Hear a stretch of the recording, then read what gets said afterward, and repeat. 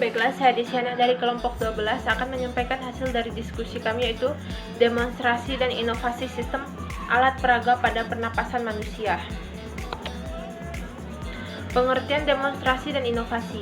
Metode demonstrasi adalah metode penyajian pelajaran dengan memeragakan dan menunjukkan kepada siswa tentang suatu proses, situasi atau benda tertentu, baik sebenarnya atau hanya sekedar tiruan. Terlepas dari metode penyajian, tidak terlepas dari penjelasan guru. Walau dalam metode demonstrasi siswa hanya sekedar memperhatikan, menurut derajat, metode demonstrasi merupakan metode yang menggunakan peragaan untuk memperjelas atau pengertian atau untuk memperlihatkan bagaimana melakukan sesuatu kepada peserta lain. Demonstrasi merupakan metode pembelajaran yang efektif karena peserta didik dapat mengetahui secara langsung penerapan materi tersebut dalam kehidupan sehari-hari. Adapun langkah-langkah dalam menggunakan metode demonstrasi antara lain: A. Mulailah demonstrasi dengan kegiatan yang menantang peserta didik untuk berpikir, misalkan melalui pertanyaan-pertanyaan yang mengandung teka-teki hingga mendorong peserta didik untuk tertarik memperhatikan demonstrasi. B. Ciptakan suasana yang menyejukkan dengan menghindari suasana yang menegangkan, yakni bahwa semua peserta didik mengikuti jalannya demonstrasi dengan memperhatikan seluruh reaksi peserta didik. Berikan kesempatan kepada peserta didik untuk secara aktif memikirkan lebih lanjut sesuai dengan apa yang dilihat dari demonstrasi itu.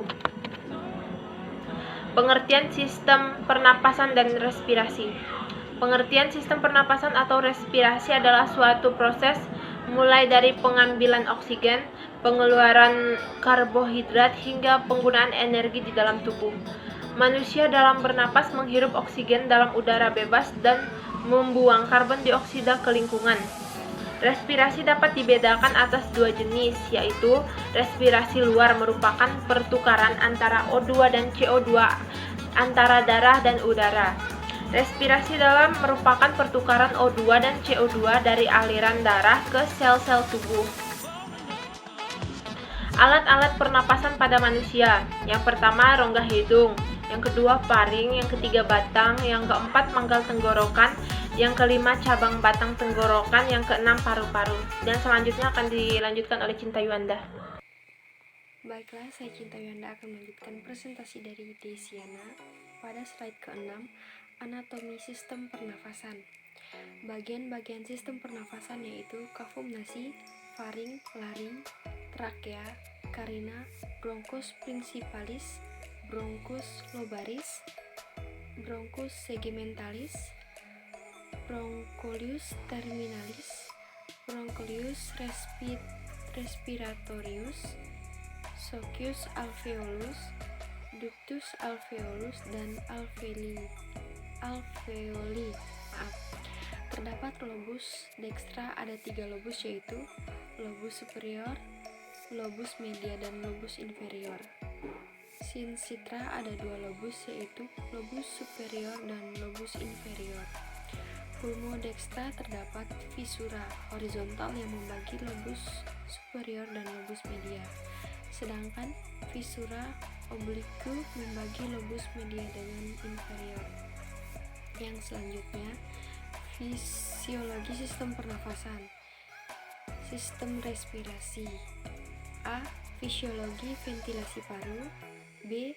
Fisiologi kendali persarafan dan pernafasan. Yang C. Pengaturan aktivitas pernafasan. Yang D. Pengendalian kimiawi pernafasan. Yang E. Pengangkutan oksigen ke jaringan biokimia. 1. Reaksi hemoglobin dan oksigen.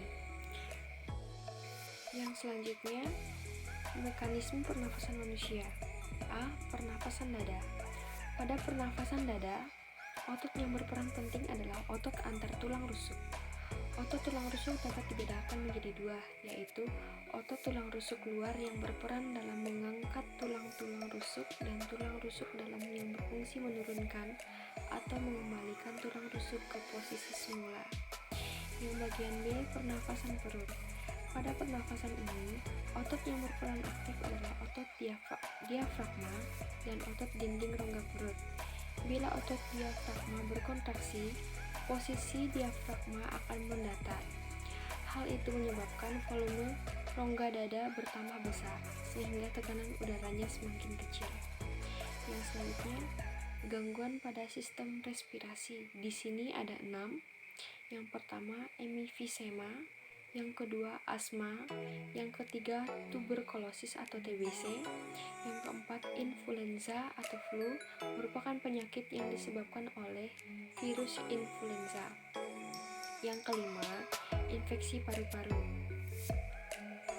Yang keenam, merokok dapat menyebabkan perubahan struktur dan fungsi saluran pernafasan dan jaringan paru-paru.